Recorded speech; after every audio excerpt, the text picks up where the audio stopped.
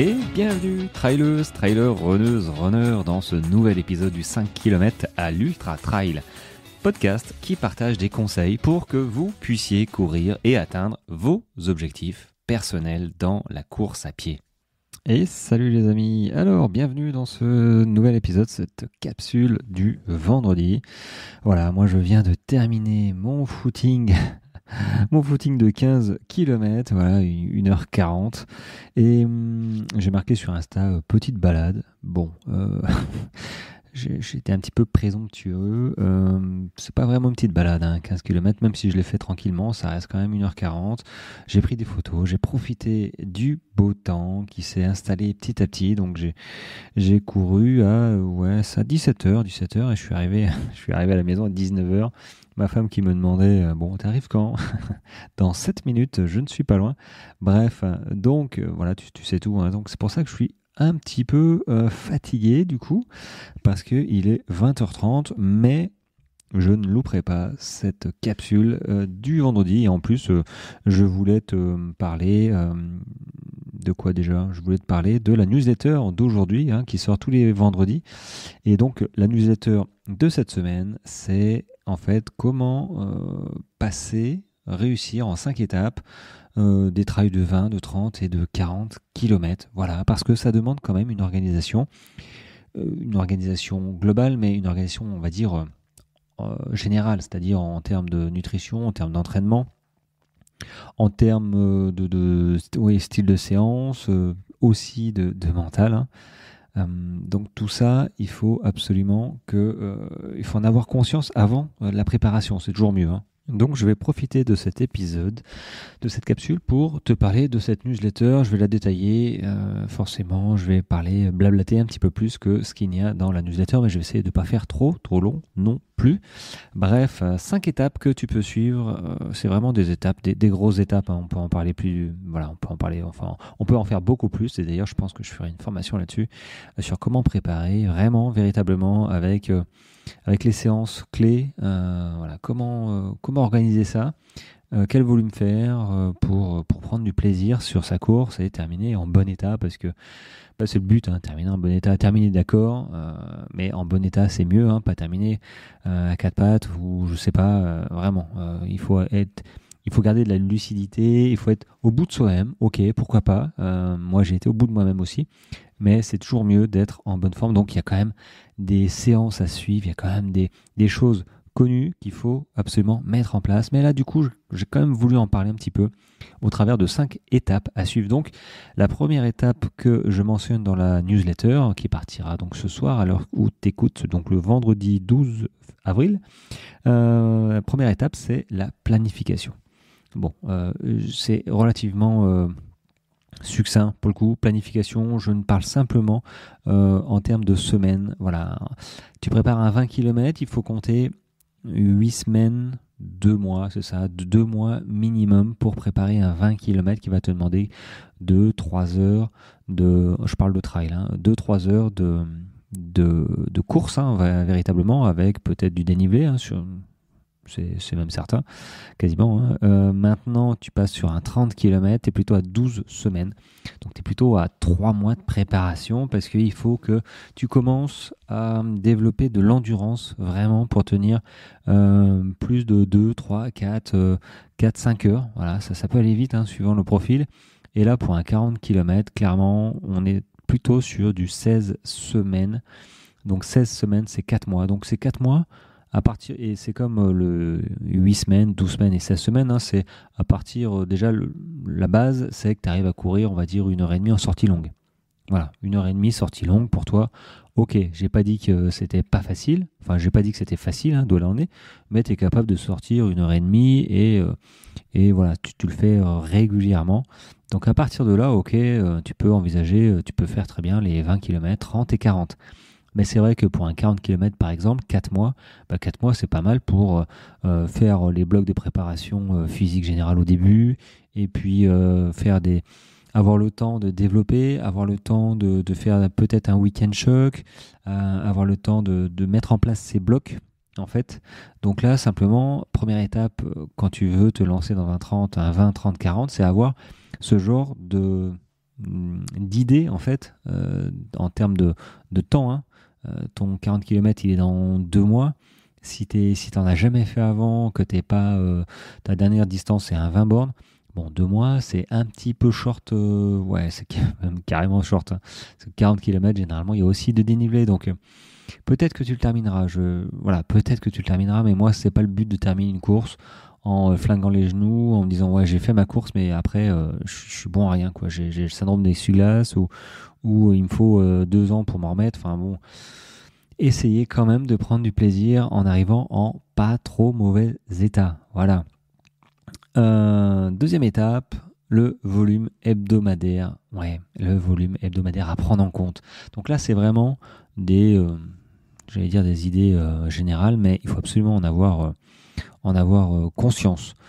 Se préparer à une distance de course plus longue ne veut d'ailleurs pas forcément dire courir plus longtemps.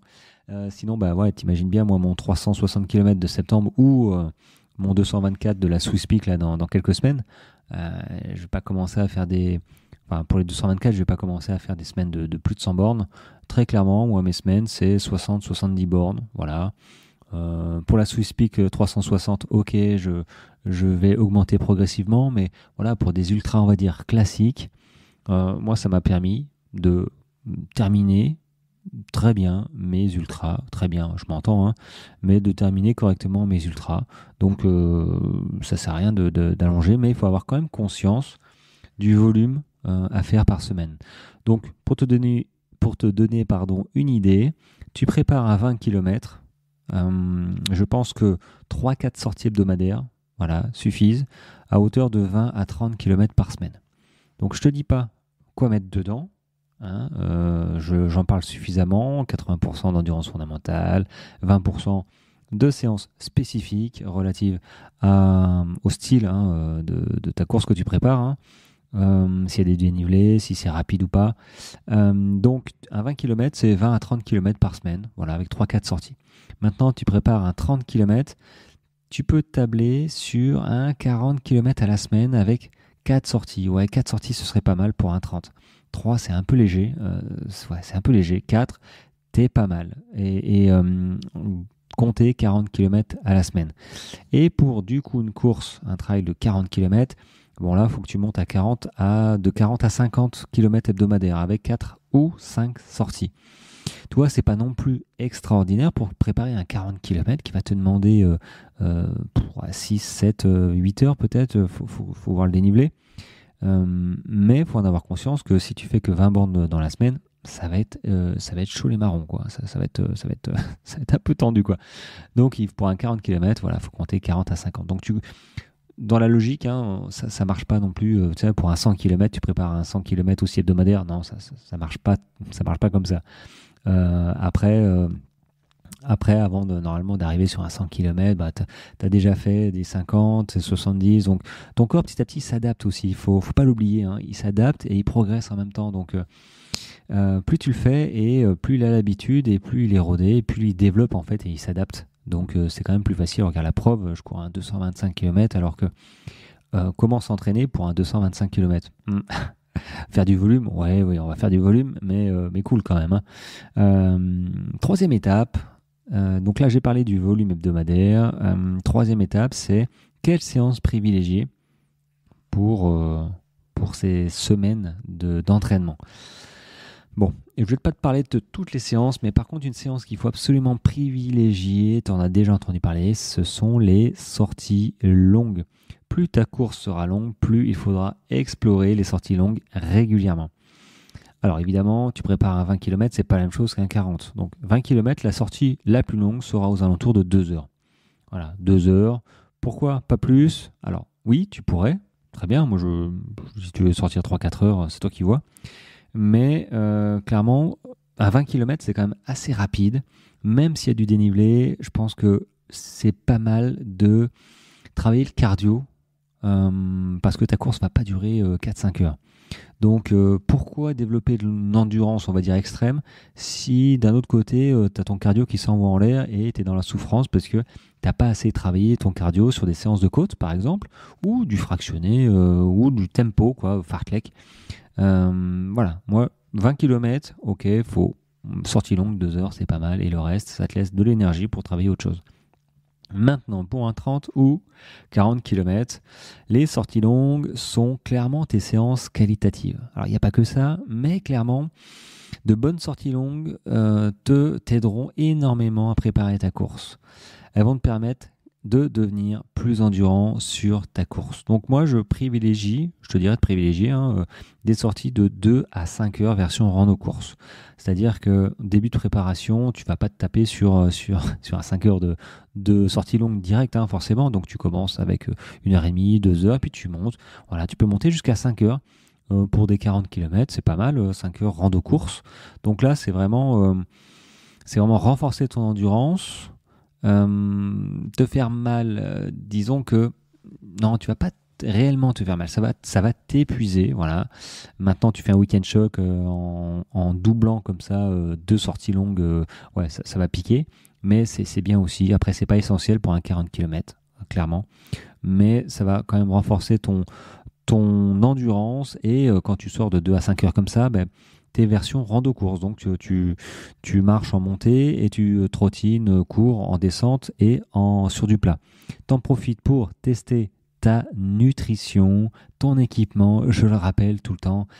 Je le dis, je suis un peu lourd là-dessus sur la nutrition, mais n'attendez pas 2 semaines avant votre course pour vous inquiéter de ce que vous allez manger. Inquiétez-vous dès le départ pour tester. Je le sais, j'accompagne pas mal de gens et ils sont à peu près tous dans le même stress à 2-3 semaines de la course. Alors c'est déjà pas mal de 3 semaines, mais il y en a, c'est 1 semaine. Alors voilà, moi j'en parle, mais c'est vrai qu'il faut absolument que vous trouviez et des sorties longues servent à ça, à savoir si vous digérez, à savoir si c'est pas trop sucré pour vous. Est-ce que là, j'ai essayé moi des bars Baou. Alors les pommes potes, ok, mais les bars chocolat, machin là, ça passe pas. Ça a un goût chimique là, c'est hyper sucré. Ça, je laisse de côté. Ça, je sais que c'est pas bon pour moi. Donc voilà, il faut absolument tester. J'aurais pas testé, toi, j'aurais pris ça la veille j'aurais pris ça, bam, sur ma course. Je sais même pas si je le digère correctement. En tout cas, c'est hyper sucré, c'est même pas un goût de chocolat, donc clairement, je l'aurais mis au fond de mon sac et puis basta quoi. Sachant combien ça coûte, ça fait un peu mal au bide. Et en parlant de ça, 4e étape, du coup, comment s'alimenter? Alors, j'y reviens, la dernière semaine, tu n'innoves pas avec de nouveaux aliments que tu n'as jamais mangé avant. Tu te dis pas, il faut que je mange plus de fibres ou plus de légumes. Non, sauf si tu veux être constipé peut-être ou avoir mal à l'estomac pendant ta course, parce que ton estomac, c'est comme tout, il faut l'entraîner. Voilà, et là, il est entraîné par rapport à ce que tu manges d'habitude. Voilà.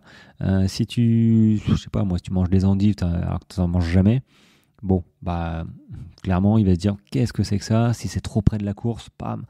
Donc, on n'innove pas avant une course. Alors oui, j'ai mis 3 conseils sur comment s'alimenter. Le premier conseil, c'est de mettre l'accent sur l'hydratation la dernière semaine. Vraiment, l'eau sera vraiment ton allié, au-delà des électrolytes et des boissons isotoniques, mais l'eau, bois et rebois. Alors, il faut déjà boire pendant tes entraînements pour aider ton corps au volume d'entraînement que tu vas lui mettre, les séances. Donc l'eau, c'est la base. Mais c'est vrai que à 3-4 jours de ta course, tu peux y aller, tu peux boire, ça va aider, clairement. Conseil numéro 2, oui, ne pas, ce que je l'ai dit tout à l'heure, ne pas attendre cette dernière semaine pour se demander ce qu'on va manger. Les sorties longues sont tes amis. Voilà, donc n'attends pas la dernière semaine pour dire tiens, et qu'est-ce que je vais manger sur ma course? Je stresse, je sais pas comment manger, je sais pas quoi manger, je sais pas quand manger. C'est un peu tard pour se poser la question, mais bon, vaut mieux tard que jamais. Et conseil numéro 3, si le solide a du mal à passer, essaie le liquide ou plutôt le semi-liquide style compote, pompote, ce genre de choses. Ça passe beaucoup mieux. Disons que ça s'assimile mieux et c'est vrai que ça passe mieux. Après, il faut voir l'effet de satiété. Est-ce que tu as faim, est-ce que tu n'as pas faim, ça aussi. Mais là, pour le coup, tu vois, pareil, la sortie longue, faut tester sur la sortie longue. 5e étape, voilà, je reprends ma respiration J'ai marqué « Ne fais pas cette erreur ». Alors, oui, c'est humain. C'est humain et c'est normal. Le jour de la course, quand tu sens que voilà, ça approche, tu te sens pas prêt. Moi aussi, je me sens pas prêt à chaque fois quand il y a une course qui arrive. En plus, moi, c'est des grosses courses. Je me dis, bon, j'ai l'impression que je suis hors de forme. Je me vois pas courir 170 bornes dans 2 jours. Bon, et puis quand ça arrive, voilà, je suis prêt et puis ça passe très bien. Enfin, ça passe très bien, ça passe quoi, ça passe bien. Mais c'est vrai qu'on a ce stress et je pense que c'est humain, c'est normal. Hein, même les élites, hein, ils ont leur stress aussi à eux. Hein. Moi, je trouve que stresser, c'est plutôt une bonne chose. Hein, ça évite de prendre, comme qui dirait, trop la confiance, tu vois, et d'oublier quelques fondamentaux. Néanmoins, fais attention parce que le stress peut aussi être négatif, hein, peut aussi te faire de très mauvais choix, comme par exemple vouloir te rassurer à une semaine du départ. C'est-à-dire, pour l'avoir vécu moi aussi, mais j'ai vite arrêté quand même. Dernière semaine, tu as, je sais pas, une course à venir avec du dénivelé ou une course à venir un peu rapide. Tu dis, bon, allez, t'as pas confiance, tu veux te rassurer. Tu te dis, bon, pour me rassurer, je vais me claquer une petite séance là. Allez, le mardi, tu vois, pas trop près, mais le mardi, tu vois, quand même. Lundi ou mardi, une petite séance de fractionné, une petite séance de côte, histoire de transpirer, de dire, ah ouais, je suis capable de monter, ah ouais, je suis capable d'être à 3 minutes au kilomètre, ok, la vitesse, je l'ai, machin. Alors ça, c'est zéro. Ça, c'est juste bon pour te rassurer et clairement pour toi, c'est pas bon du tout. C'est pas bon du tout parce que déjà, ton entraînement, il est fait. Voilà, c'est pas 4 jours avant, c'est mort, hein, il est fait. Et 2, en plus, mais tu vas arriver sur ta ligne de départ, tu vas arriver à 80-90% de ta capacité physique. T'imagines 80-90%. À la place d'être dans ton sas de départ à 120%, tu seras déjà impacté par ta séance que tu as voulu faire intensive pour te rassurer. Alors, tu es rassuré, mais tu es fatigué. Et ça va être, je pense que ça va être catastrophique. Ça peut être catastrophique, en fait. Hein, si tu es hors de forme, dès le départ, tu vas vite le sentir au bout de 5-6 km. Je pense que si tu as du dénivelé, que tu sens tes cuisses fatiguées, ça peut être long. Hein. Donc, un conseil, prends une grande respiration en repensant à tous tes entraînements. Et dis-toi d'ailleurs que prêt ou pas prêt, tu vas ajouter une chance de bien finir ta course. Hein, clairement, en évitant cette séance intensive à la place d'arriver fatigué, pas à l'arrivée, mais au départ. Tu vas arriver déjà fatigué au départ. Et ça, c'est clairement pas bon. Donc, tu vois, ces 5 étapes que j'ai décrites, on peut en décrire plusieurs, hein, mais ces 5 étapes-là, si tu commences à les prendre en compte, vraiment, je pense que tu auras des grandes chances de ne pas te planter sur ta course à venir, même si... effectivement, le type de séance, tout reste en fait à moyenner. Hein. Il faut vraiment se connaître un petit peu. Est-ce que si j'arrive pas à sortir sur une semaine, 4 jours d'affilée, est-ce qu'il faut en faire 4 d'affilée, 4 séances pour rattraper, ce genre de choses. Après, il y a la théorie, puis après il y a la pratique. Est-ce que t'as bobo? Est-ce que t'es malade? Est-ce que t'as pas le temps de courir? Tout ça fait que parfois c'est la misère pour s'adapter. Voilà, s'adapter. Les plans d'entraînement sont pas adaptables parce qu'ils sont faits pour des milliers de personnes. Et là, il faut commencer à se connaître, hein, donc avoir un petit peu d'expérience pour se rassurer et 2, adapter le plan à soi. Et puis il y a tellement de possibilités on a vite fait de se planter en fait. Donc moi, ce que je te propose, c'est que si tu as des doutes sur ta préparation, pour peut-être te remettre en forme, te préparer sur ton premier trail ou une première distance, t'hésites pas à m'en parler. J'ai un lien de présentation, hein, j'accompagne des sportifs débutants et moins débutants, mais voilà, j'ai un lien de présentation sur l'épisode et dans les bios d'Instagram et des réseaux sociaux, donc n'hésite pas à aller voir.